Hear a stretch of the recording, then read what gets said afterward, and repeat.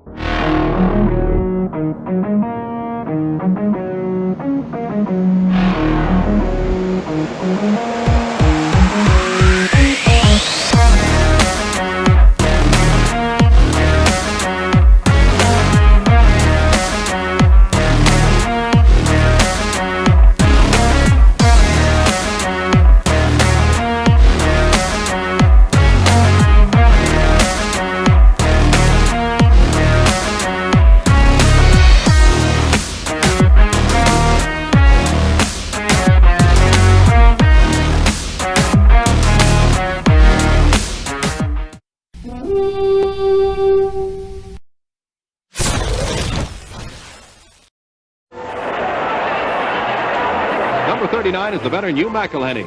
He's one of the greatest ball carriers in National Football League history. Co-captain of the Viking squad, McElhenny sets a prime example for hustle and determination on the gridiron.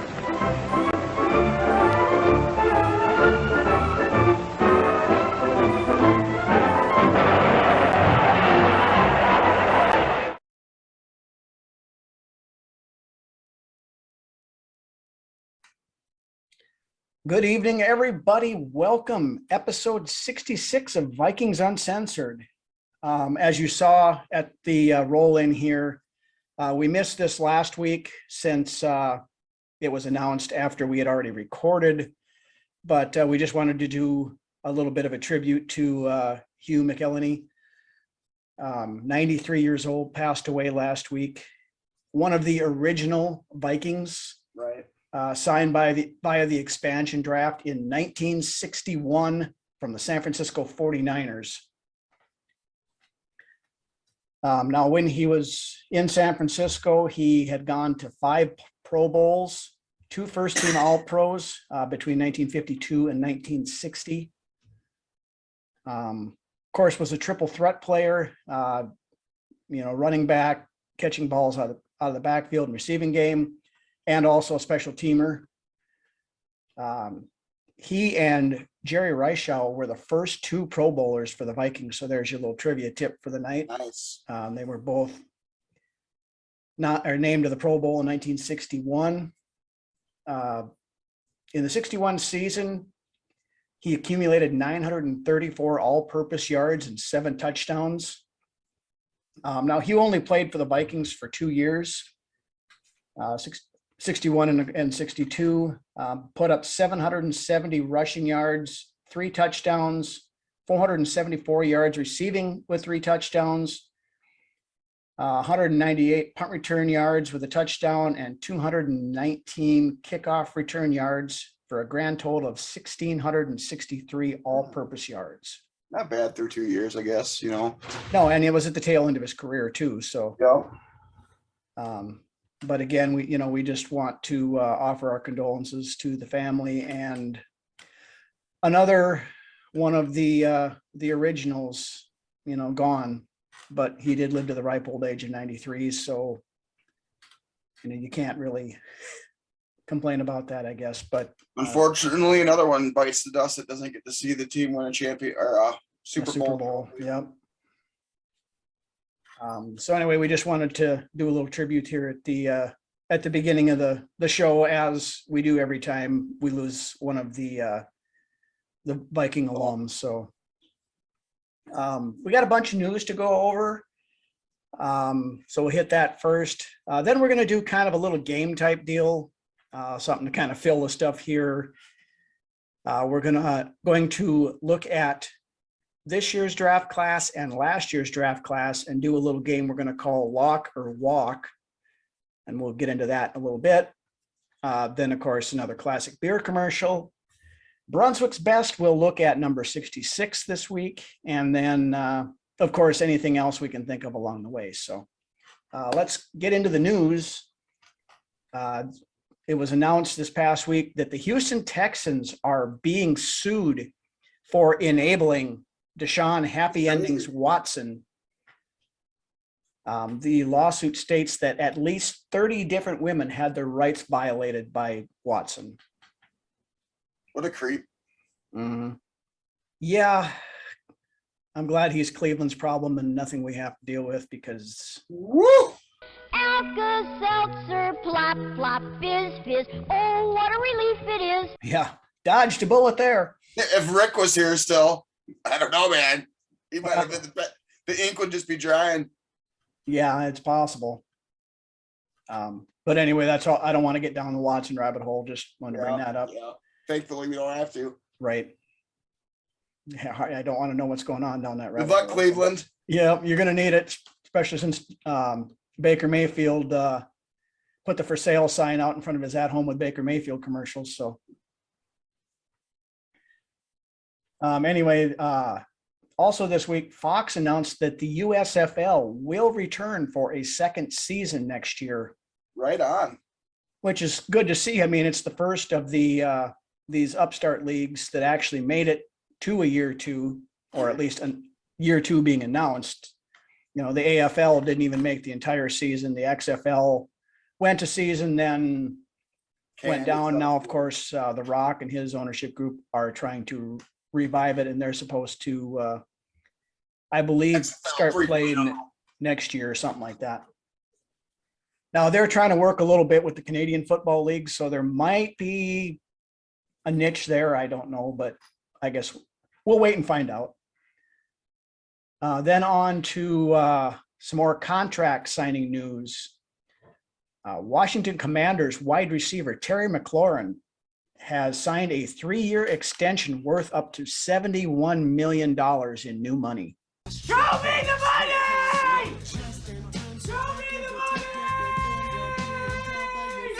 We thought this was going to happen sooner than later. Yeah, I mean, he had skipped mandatory mini camp to voice his displeasure for it, and you know, we knew there's like 3 of them. There's him, and there's isn't it AJ Brown and somebody else that are Debo Samuel that are all looking for extensions at this point. So, but with that 71 million comes 28 million signing bonus, which is the highest ever given to a wide receiver. The 71 million in new money places him among the top 5 highest paid wide receivers in the league. And 76.4% of the contract is guaranteed, which is kind of an interesting number, but right. Semantics, you know, I'm sure there had to be, he needs to have X amount guaranteed to be higher than the next guy or whatever. And the next guy was at 76% or something, you know, so. But anyway, all of these are leading to, you know, showing that we're going to have to break the bank to keep one Mr. Justin Jefferson happy here in about a year or so. Now, the one nice thing with Jefferson, it pushes it out next year because we have that 5th-year option. But right, I think as of next year, they can officially start discussing contract details on an extension. So we'll see how things go there, but we won't worry about it until then. Then in the sad grasp at trying to remain relevant story of the week, Adrian Peterson is set to fight Le'Veon Bell in an exhibition boxing match. I love it. I love it. I love the just the showmanship of it all. I think it's going to be a raging dumpster fire. I don't think either one of them knows thing one about proper boxing technique. Oh, if they were doing a what do they call those sticks that they use in wrestling with the lucha libres and those other guys? Kendo sticks. Yeah. Now, if they were doing fight with kendo sticks, Adrian would have a clear advantage there. But if they were fighting kids, maybe. Yeah. Yeah. Ooh, okay. That took a dark turn. So let's switch to another topic right away here.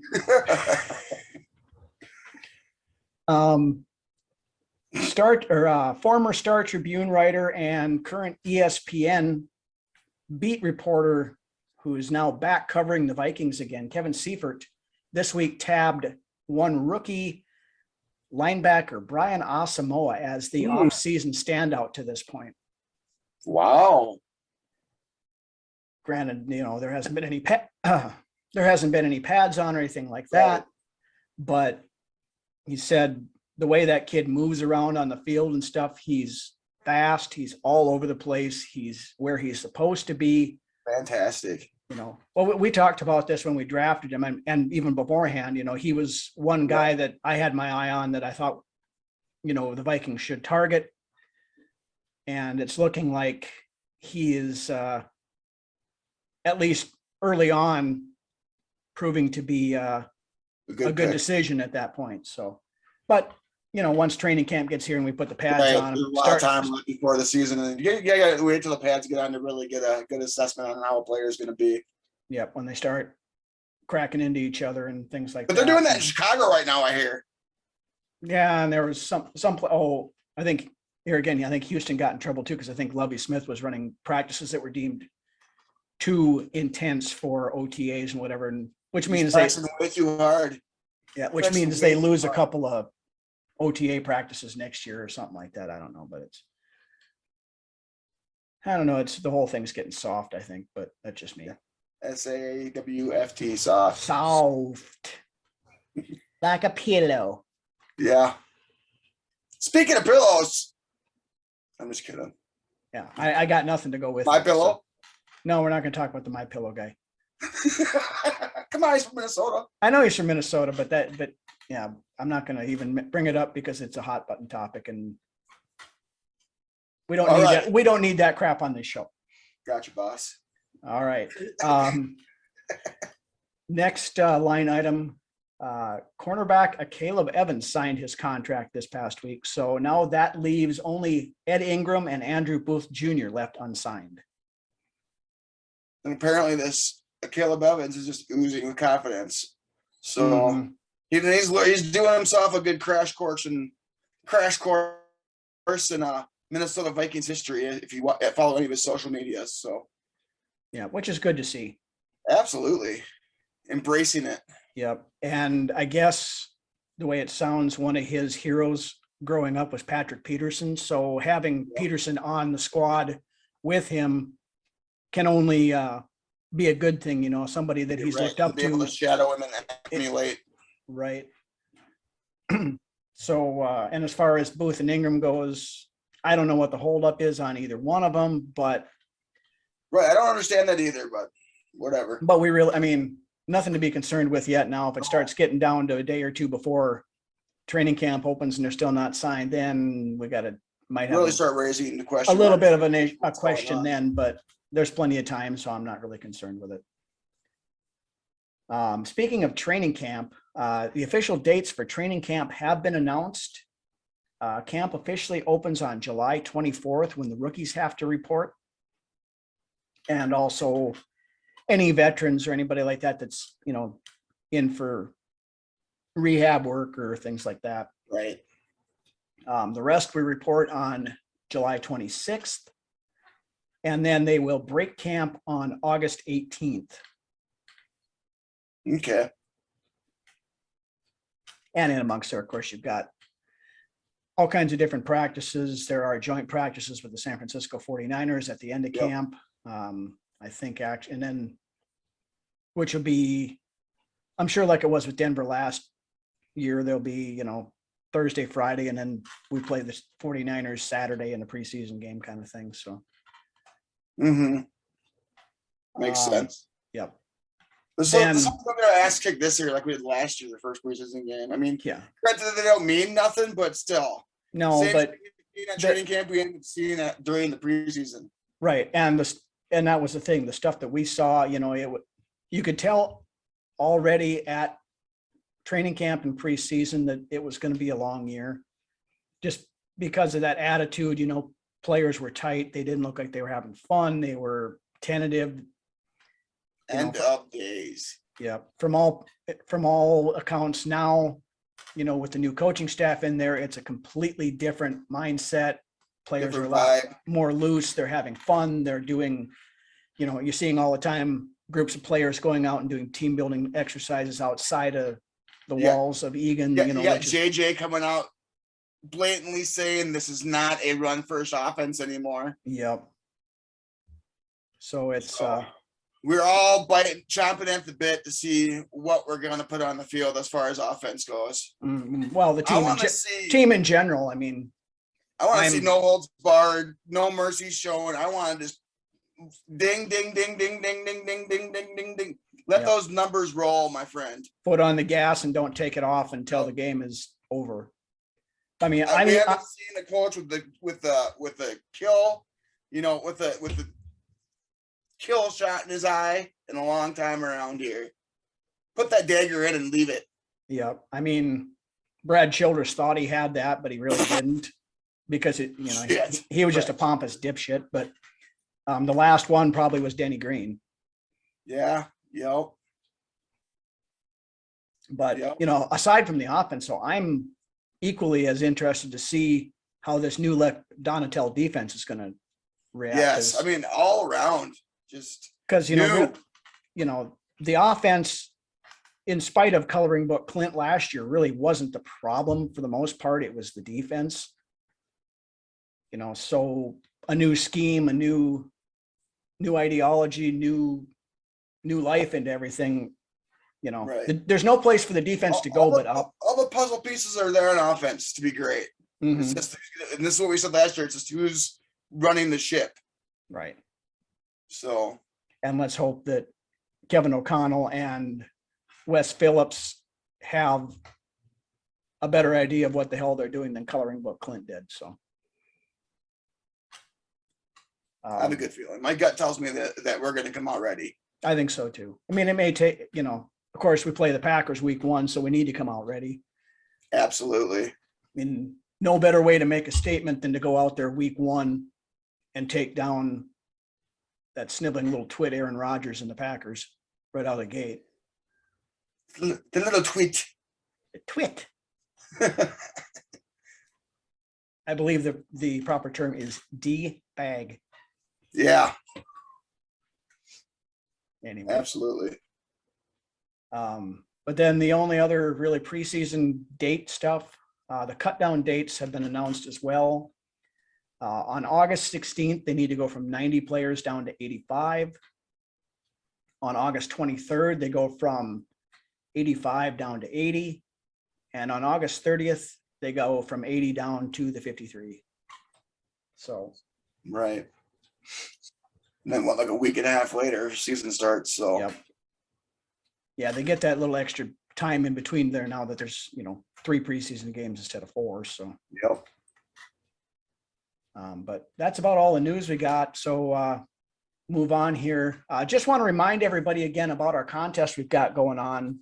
We're creeping ever closer to that 400 number. So if you're not subscribed to the channel yet, make sure you go in and subscribe, and then comment in the comment section below in the video. Just comment, I'm subscribed, and that'll get you entered into the contest for a chance to win a $100 gift card to NFLshop.com, which we will be giving away once we hit 400 subscribers. We're hoping in the next couple of weeks to be able to give that away. So hit that subscribe button, folks. Yep. Comment down below in the newest video. Yep. I am subscribed, Mr. Brunswick and Mr. Rhino. Yes. Just do it. Do it. Do it. Okay? Do it. Do it. All right. Anyway, so we'll move on here, but now we're going to roll into our little kind of a game thingy here that we brought up earlier. We're going to take a look at the rookie class from this year, along with the class of 2020, since realistically a good portion of that class did not get a fair shake last year, with Zimmer being the petulant little twit that he was being most of the season. So the bloody wanker. Yeah. So we're going to roll through all the players that were drafted. We're not doing the undrafted guys. We're just doing the ones that were actually drafted. And we'll go through them. If we think they're going to make the roster, they're going to get a lock. And if we think that they're not going to make the roster, they're going to walk. Pretty self-explanatory, but we needed something to do for this episode. So this is quite the lull this year for sure. Yeah. But no news is good news too. So That's true. There's not absolutely, especially at this time of the off season is when all the bad shit usually happens. Right. Now that we say that, somebody will go get in trouble over the holiday weekend. Fucking Vikings Uncensored jinxed God it. damn it, jinxed us. All right, so we'll start off with the 2020 draft class. And, of course, first-round pick, Christian Darrisaw. Easy. Lock. Yeah, that's a stone cold lead pipe lock on that one. I mean, oh, hell yeah. Give me a hell yeah. If I could, I'd stun you right now. Yeah. Try. Got to remember, I've lost a lot of weight, so I'm quicker than you know. That's true. That's true. I'm also older, so you could break my hip if you do. You could break my hip if you stunned me. So we'll let Drew do the tape. There you go. And moving on. We'll be boxing after Levy and Adrian. We're gonna be we'll do the undercard. We'll do an exhibition for charity or something. It'll be right over. Johnny Bonaduce could be our referee. Yeah, there you go. Moving on. Yes. The next one, of course, is quarterback Kellen Mond. Lock. I think so too. I mean, honestly, I believe by the end of training camp, he'll be the number 2 quarterback. If he's not, then he doesn't deserve to be in the league. You know what? Honestly, he could be the one, like Neo on the Matrix. But we'll find out. Yeah. Anakin Skywalker, you were supposed to be the chosen one. You were the chosen one! It was said that you would destroy this and not join them! Bring balance to the Force, not leave it in darkness! Moving on. It doesn't matter. This isn't Star Wars, this is Vikings Uncensored. Right, we'll have a bunch of Star Wars fans coming for our necks. Yeah. Okay, so the next one, linebacker Chaz Surratt. This gets interesting. See, I like Chaz, and I want him to make it. It's a crowded linebacker room. Mm-hmm. What are you thinking? What are your thoughts on this one? I'm kind of right there with you. He's right on the bubble. Preseason last year, it's going to be a big preseason for this kid. Mm-hmm. It really is. I'm going to go ahead and say lock on Chaz. Yeah, he makes a lot of plays when he's on the field, and if he continues like he did last year when given the chance, you just can't cut the kid. Right. And I'm going to say lock as well, I guess. It could go either way, and I reserve the right to change my mind. But for the purposes of this exercise, I'll say lock. I mean, he reminds me a lot of, like, as far as player-wise, when he given the opportunity, just like John Lynch, or James Lynch, John Lynch. James Lynch. Yeah, he's no John Lynch. Right. When given the opportunity to be on the field and play, he makes plays. So it's really hard. It's really hard to say that he doesn't have a shot at making the team. I believe he honestly does. Yeah. And we got to remember that he's still raw as a linebacker. He was a quarterback when he first went into college and then moved over when he got hurt. So watching him in preseason last year, he was all over the place, mm-hmm. but in a good way. Not all over the place like, oh my God, he's lost. All over the place, like where he was in the spots where he needed to be. Yeah. So I liked what I seen out of him last year. I mean, a few times I think he was a little bit overzealous and could get himself out of position. But if with a year of experience, if you can rein that in a little bit, I think he'll be fine. But we'll wait and see. Yeah. And then, Blake Lynch, he's not on this list, is he? Because I think he was drafted a couple of years back. Yeah, right. Yeah, he's now Blake Lynch, he's going to be in for a big preseason too. Both those guys. Mm-hmm. Blake Lynch stepped in when asked to step in and had some great games. So it's that linebacker room it's packed. Mm-hmm. All right. So the next one now, this one again, big question mark here. Mr. Sasquatch 2.0, Brett Jones himself, Wyatt Davis. I've been really high on this guy all the way back, but something happened.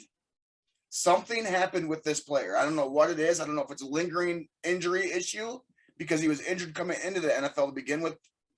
correct? Yeah. I don't know, but something lingering off of that. That's why he's not up to snuff as far as where you think he would be at this point. I'm gonna have to go with a walk. I think so. I think so too. You know, As much as I hate to say it. yeah, I mean, it's one of those great mysteries of the NFL. I mean, a guy that's this highly touted coming out of college. I mean, two-time Like we said consensus before, All-American. Two-time consensus All-American. But, you know, it comes down to it, you know, does he not have the desire to be, you know, to play? Does Is he it character issues? Yeah, You know, it's is it right? Is it laziness, gluttony? I don't Right. know. yeah, or was it Mike Zimmer being Mike Zimmer, and that's the reason why he's not to a point where he's at. But as of right now, I think it's a walk with the possibility of him making the practice squad. If nobody picks him up when he gets cut. Right, and it doesn't help. I mean, it doesn't help White Davis's case when we brought in a couple offensive linemen that And happened to drafted a third one. that happened to play guard. So that Mhm. room is also a little full as well. And right now, at this point, it's looking like the free agents that came in are going to be given just the same amount of a shot at that lineup as White Davis is going to be given. Yeah, And I at this mean, point, Yeah, the way they're looking at it right now, it's going to be either Jesse Davis or Ed Ingram that's going to end up starting at right guard. So you know, things can change in preseason and training camp, like we said. But yeah, as of right practice squad's now, always going to be made out to you. I mean, there's a chance that he'd come back and hit that, but I would imagine somebody out there would take a flyer on Wyatt if he hits the waivers. you would think. But moving on to the next one, edge rusher Patrick Jones II. He's a lock. Just for the fact that he was such a high pick. He didn't have a great rookie season.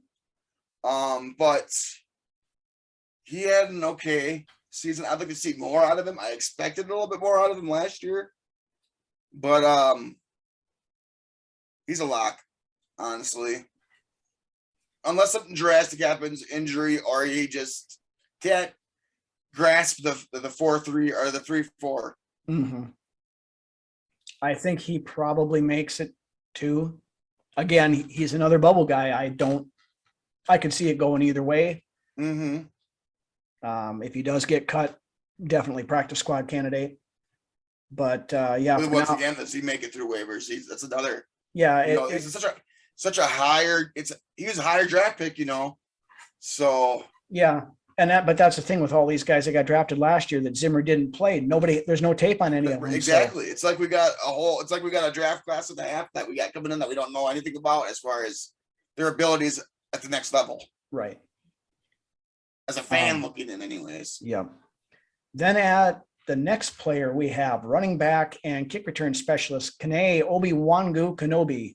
That's easy. He's a lock. You just don't let the kid go. He's got it on special teams, especially. Yep. As far as return game goes, he's as smooth as butter, you know, and as silk. His move, the way he moves, Mm-hmm. is just the transitioning between his steps is just smooth. Yep. Now the biggest thing, you know, and we've mentioned this before, that he needs to work on is being able to read the blocks and hit the right holes.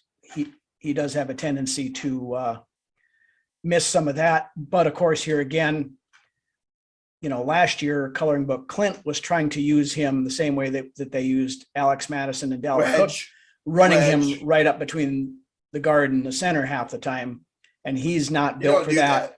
He's built for getting out in the flat, getting him out in space. From a screen pass. Yep. Get the ball in his hands and let his speed do the magic, you know. Yeah. And I think O'Connell is going to be smart enough to realize how best to utilize him and not square peg and round hole him like we tried to do last year. You're gonna force things around here, whether or not they work. Right. Okay, so we both got a lock. This You guy. force it for long enough, eventually it'll work, man. Yeah, sure. Then the next guy I have as another pretty much lead pipe lock, Cam Bynum. Yeah. I don't believe his job is in any sort of I don't think his job is questioned at this point. You know, they have an idea of what they want to do with him. Yeah. Even before they, like I said, even before they took Scene, they have plans for Bynum. Mm-hmm. And I honestly think, you know, in a year or two, he probably is in a good position to take over for Harrison Smith once he hangs the cleats up. So, and it's really good when you see a player that you really feel like wants to be here, that really loves being a Viking. And Bynum really feels like that to me. Yeah, I think so too. Next guy on the list, another edge rusher, Janarius Robinson. Now, this guy is another complete unknown. We didn't get to see hardly anything of him in preseason, and then he got hurt and was on injured reserve all year. So this guy's a mystery to me, but the thing is that he is a oddity, you know, an abnormal human being. This the wingspan. He's like an albatross, man. The dude has got length in those arms. There was always comparisons, at least body style wise, to Danielle Hunter. So, and they look, you know, 1.0 and 2.0, honestly, as far as the build of the player goes. Right. Now the proof in the pudding will be, you know, can he play, which we'll find out in preseason. So right now I'm going to say I'm rooting for him. I'm going to say he makes the roster right now. I think he's a lock too. A physical specimen was the word I was looking for earlier. Yeah. He's such a specimen. And as a defensive coach, he's somebody you look at, you just lick your chops, because he's like a ball of clay. You feel like you can just mold him into what you want him to be. Okay, Childress. And, what's that? Okay, yeah, now you're sounding like Brad Childress with Tavares Jackson. So, he's a lump of clay. I assure you, I'm not Brad Childress. Kick-ass offense. Physical specimen. All right. I'm big on Robinson. I'm hoping and wishing him the best, because I am really high on the kid. Now this next guy, again, I think is pretty confident in making the roster, unless the injury that he's currently dealing with is more severe than what we know. But wide receiver Amir Smith-Marset. He's a lock. Yeah, I mean, I think right now he's wide receiver 4. Yeah. So, like I said, Naylor's right. My desk is too close to me. I think Naylor's right behind Marset already. Did you know they're just not going to say that? But my brain, it goes Jefferson, Thielen, Osborne, Marset, and Naylor's right there behind Marset. Yeah, they're not going to say that, but I believe that in the coaches' brains, that's what they're thinking. Yeah. Ideally. So then you got like 5 guys competing for that 6th spot. Pretty much. Okay, so then we're down to 2 left on the from the 2020 class. This next guy, tight end Zach Davidson. I think he's a practice squatter. Otherwise, he's walking. You know, I want him to make the team, but he's raw for one thing. I'm very raw as a tight end. He was a punter, for crying out loud. Right. Which I don't hold that against the kid. No. If he's an athlete, that's what matters the most. But he's way behind as far as where you would want the kid. I mean, I can't say that. I hate to throw any shade at the kid, because we got called out by somebody in his family last year for saying anything bad about him. So I want the kid to make the team, but I just believe that he's going to have a big camp and really get some like oohs and ahs out of the coaching staff to make this team. I believe he's once again set for the practice squad if we let him go. Yeah, I would think so too. I mean, you know, the thing that basically killed his chances last year was, you know, during the preseason games, he had 2 or 3 passes that were right in his hands, and he basically just bricked him. You know, it was. And you know what? Sometimes misfortune happens in this league, and I understand that too. Yeah. It's not all Zach, and it's not all the quarterback who throws it to him. Sometimes it's just the play not working out like you expect it to. and sometimes good players make bad plays, and maybe Right. that's the case. Oh, there. I mean, yeah, I mean, So, we've seen the best players in the league Make have a bad play here and bad there. plays and boneheaded mistakes. It Yeah. happens. So, but the thing I want to see from Davidson is, okay, taking the adversity that he had last year with this, can he build on that? And showing that he's built on it, exactly, taking Right. the next step. Because in his progression. if there is any position group on this team where you have an opportunity, it's the tight end group, I think. Right. If you want it, son, go get it. Mm-hmm. And we hope you do. Absolutely. Absolutely. We don't mean any, we're going to be real with every player around. So if you are watching again, we're just being real. We want these players to succeed. Oh, absolutely. So this is what we do. We don't sugarcoat shit around here. Nope. Okay, final player from 2020. Here again, this kid caught a real bad break last year when he got shot 4 times while in Washington, D.C. visiting his aunt, Jalen Twyman. By all accounts, I hear nothing but good things about this kid. Mhm. I believe he's just a surprise waiting to happen.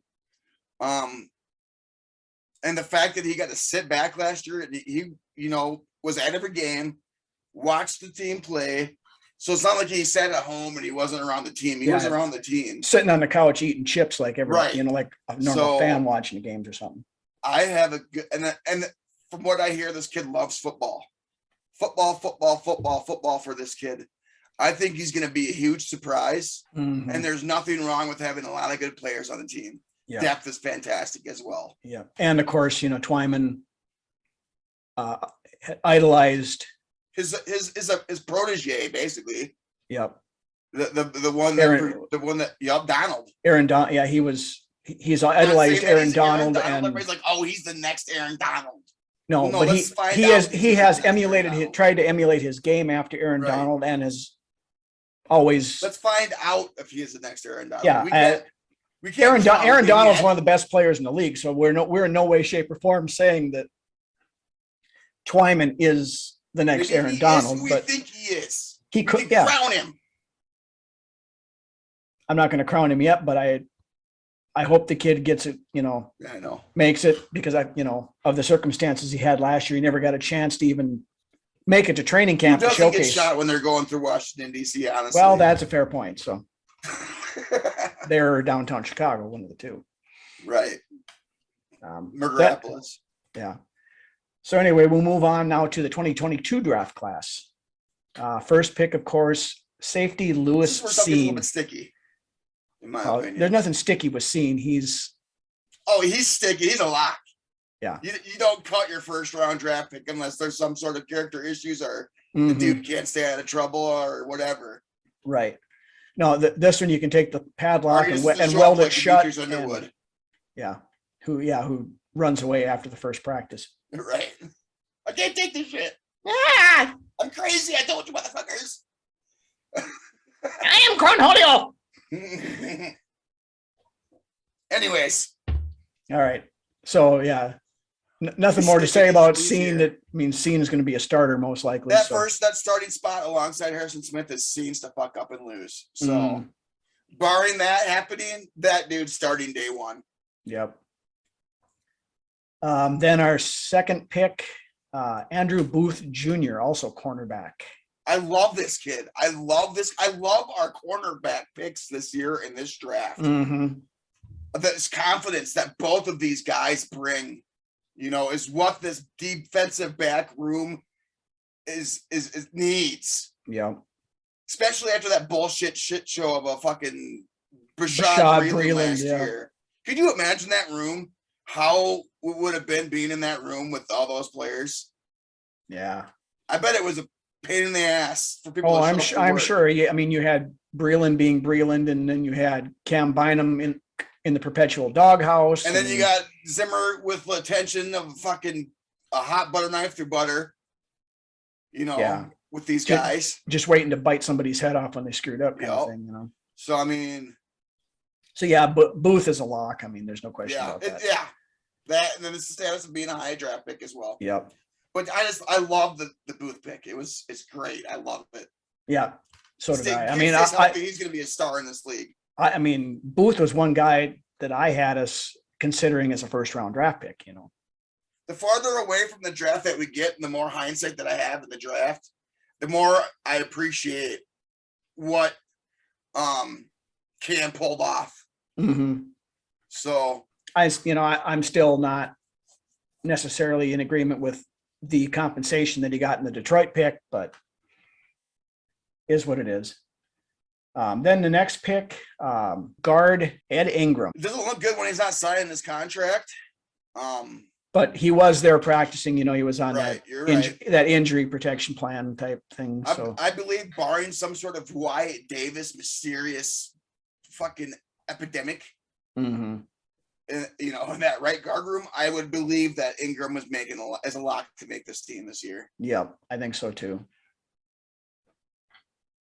It'll be interesting kind of seeing, you know, I think Chris Reed, I think he probably ends up being the backup swing guy for That depth is going to center be a lot and stronger along that offensive line than what it was previous year. Yep. ago.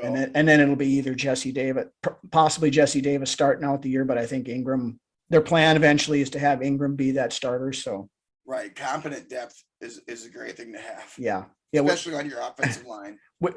having competent depth is a lot better than having incompetent starters like we've had for most of the Zimmer regime. I still say Rashad Davis should never started at all.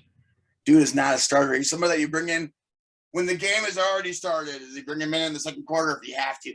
Yeah, He's a plug in there to start the game and hopefully he can finish the game for you, because he's gonna make like he did last year. He's gonna make some mistakes. Yeah, and they're gonna be ugly, and they're right. gonna look ugly. Yeah. So. All right. Next guy, of course, we talked about this guy a little bit earlier. Linebacker Brian Asamoah. Well, if Kevin Seifert has to say in it, he's a lock. So I don't see any way that he's not. You know, the talk is he's very likely a potential heir apparent for Eric Kendricks. So I'm going to give him another pretty much stone cold lock on this one too. So. Oh, hell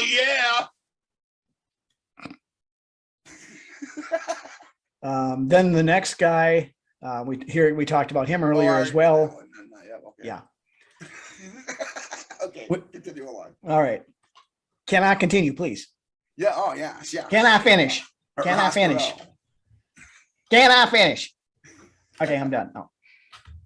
I'm not sure if you're doing an impression of Dana Carvey, doing an impression of Ross Perot, or if you're doing an actual impression of Ross Perot. Whichever one sounds better. But Caleb Evans, cornerback, is the next guy on the list. He's a lock for me. I like I said, I'm in love with these. I'm in love with these two corners that we took this year. And I love you, man. Yeah. And that's saying a lot, because out of all the corners Zimmer all the corners that Zimmer took in the draft, I don't feel as strongly about any of those guys as I do about these two that we just took this past year. But yeah, Don't make me set up a boxing match, Rhino. 40 style boxing. Put up your dukes. Yeah. Daisy Duke. If it's Daisy Duke, yeah. We'll Oh, hell yeah. Box each other in Daisy Dukes? Is that what you're saying? No. Nobody wants to see that. I don't need to go out there with my ass cheeks hanging out the back of a pair of cutoffs. Oh, man. All right. Yeah. Moving on. Before it gets too hot in this room. Yeah. Evans, I think, makes the roster. Yeah. You know, especially when you look at the depth that we had from last year, that's over, you know, Chris Boyd, Perry Nickerson, and three other guys I can't think of right now. Harrison Hand, those guys, you know, I think Evans stands a very good shot of being, you know, one of the primary backups. So, Yep. then the next player is defensive lineman Asezi Adofo-Mensah, or however you say it, from the University of Minnesota. another one I'm not too positive on. I hope he makes the team, obviously, as I do all these other guys, but they all aren't going to make the team. Some of them are going to have to go to the practice squad. He seems like a likely candidate for that. So I'm going to go ahead and say walk to the practice squad for him. Yeah, I know they like his versatility along that offense or that defensive line. So I think he probably stands a pretty good chance versus some of these no-name Dollar Tree pickups that we brought in. McGill? Yeah, T.Y. McGill and Julian, whatever his name is. Farfanugan. Yeah, King Julian from Madagascar, or whatever his name is. But this is the first one I'm going to disagree with you on. I think Adofo-Mensah makes the roster. It's good, he's a bubble guy, but if he can show the consistency that he kind of lacked a little bit when he was at the U of M, I think he stands a good chance. Versatility goes a long way too. Yeah, and that's the thing, and they like guys that can move around on that defensive line because 3-man front, right? Yeah, and then kick out. When you go to a 4-3 set and things like that. So you can do stunts all over the bitch. Honestly, that'd be. I'm just so excited. Honestly. All right, next guy on the list, running back Ty Chandler.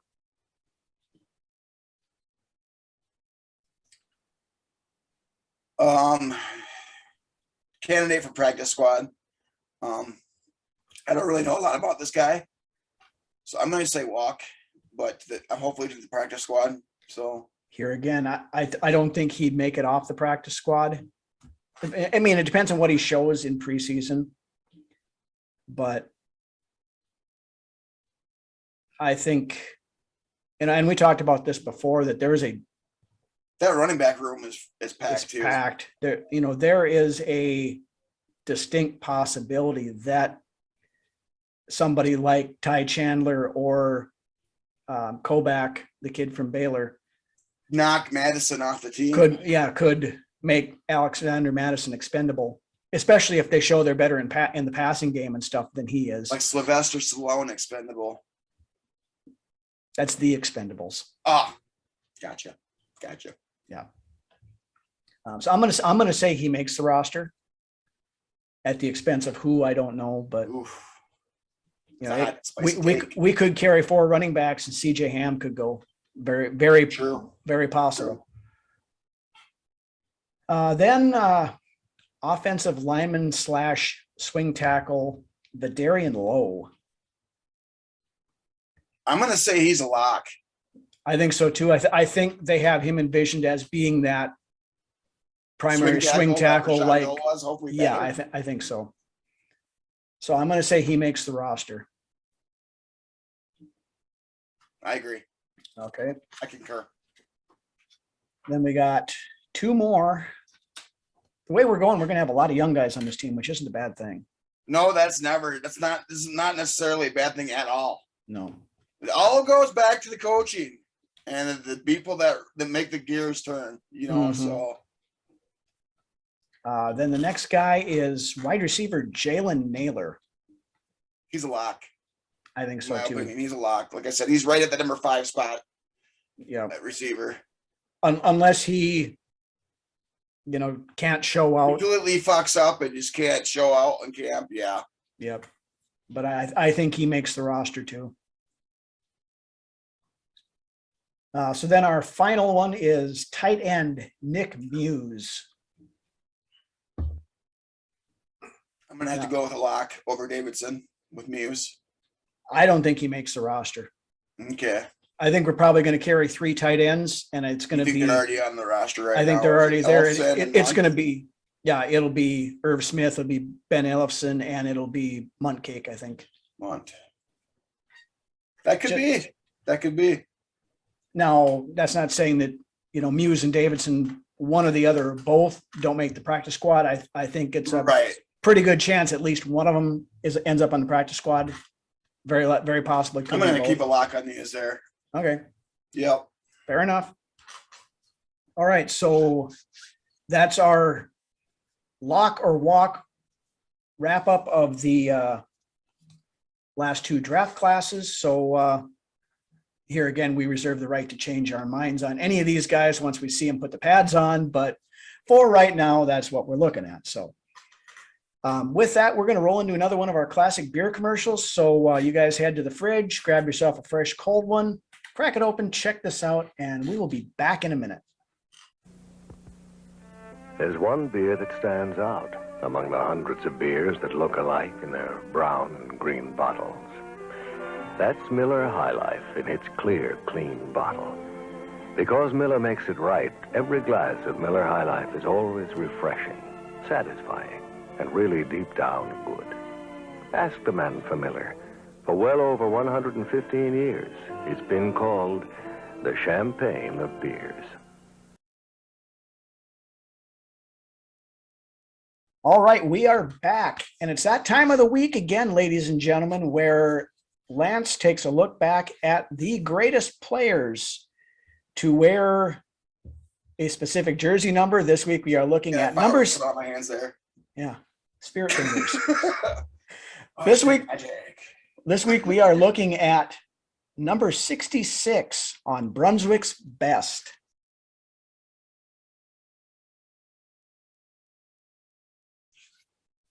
So who you got for us here, I was Mr. like, Brunswick? I took a look at these guys this week, and I was like, "Oh my god!" Not a lot of wasn't a lot of choices for number 66. Who am I going to have here? I found one. I found one guy, and I was like, "Okay." One obvious one, yeah. But yeah, yep. And then I had to go do some digging. I went and did some digging. I can't just have one guy. I can't just have one. So I went and I did some digging, and I was able to pull together at least a somewhat respectable list of two. So here we go with this week's Brunswick's best. Go old school as we always do right away.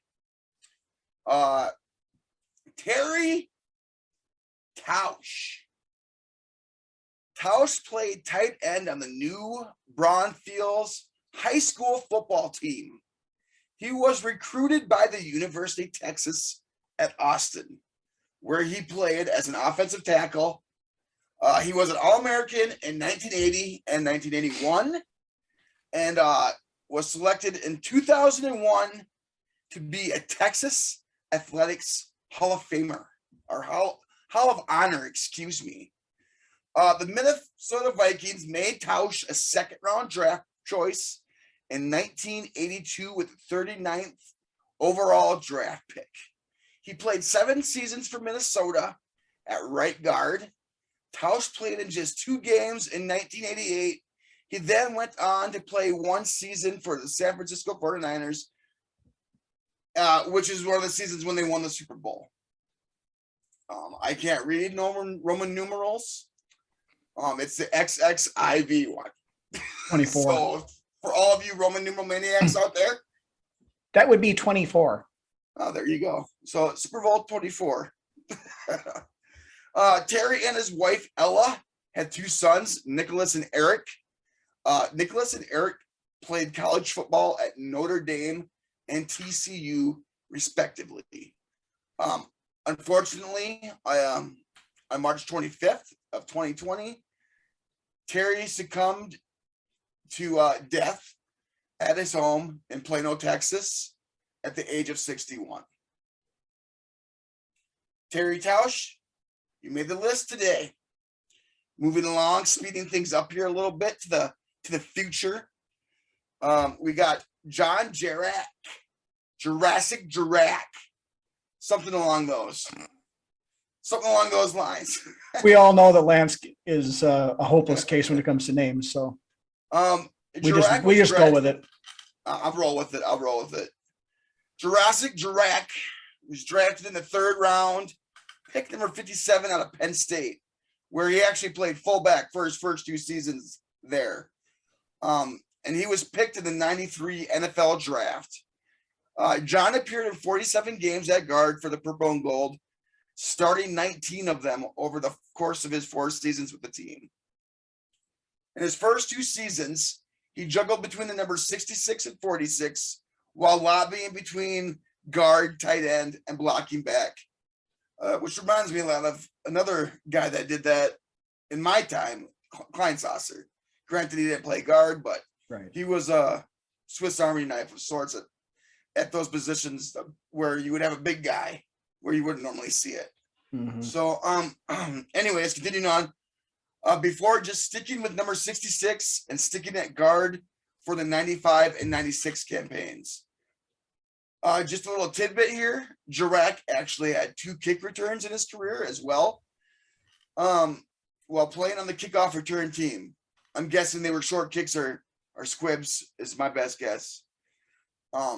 For minus 19 yards, and a year later, he had another minus 14-yard return.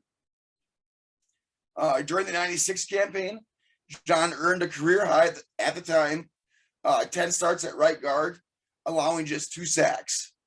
John played one more season with the St. Louis Rams, starting all 16 games at left guard, before retiring after the 97 season.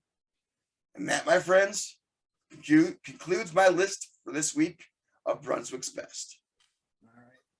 All right. I know, always liked Terry Tausch. He was, there again, he came into the team right about that same time where I reached the point where I could understand what was going on and able to understand the game kind of stuff. So he was like one of those first guys that I can remember watching. Heck of a player, and we'll rest in peace. And but anyway, that is really about all we've got for this week. Again, want to thank everybody for watching. Reminder to get subscribed to the channel and comment down below to get signed up for the contest to give away a $100 gift card to NFLshop.com. And a little public service announcement. We will not have a show next week, being we got the long 4th of July holiday and stuff. We're going to take the week off. But we will be back in 2 weeks with all of the goings on that we've missed in between now and then, and hopefully nothing crazy. Hopefully nobody blows their fingers off. We don't need any kind of incident like that. So hopefully it's calm and dull, and we still have to dig around to find some good stuff to talk about in 2 weeks. But we will be back in 2 weeks. Again, if you're out this weekend, catch us on the YouTube channel, of course, the Facebook page, and of course, all your favorite audio platforms if you want to listen to us there as well. If you're out on the pontoon cruising around this weekend, take us with you. We'd really appreciate it.